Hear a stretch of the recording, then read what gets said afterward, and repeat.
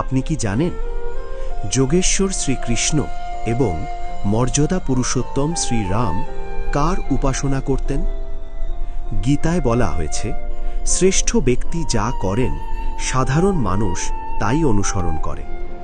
তাই আমাদের জানা উচিত এই মহান ব্যক্তিরা নিজেরা কি করতেন।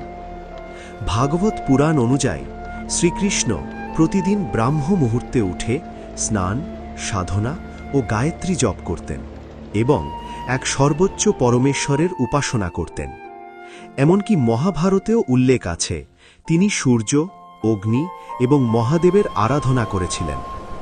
অন্যদিকে বাল্মীকি রামায়ণে দেখা যায় লঙ্কা যাত্রার সময় শ্রীরামচন্দ্র দেবাধিদেব মহাদেবের উপাসনা করেন।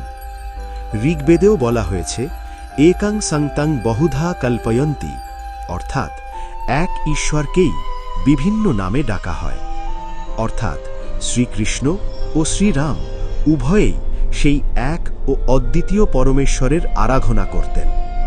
তাহলে প্রশ্ন হল, আমরা কি তাদের দেখানো সেই পথ অনুসরণ করছি?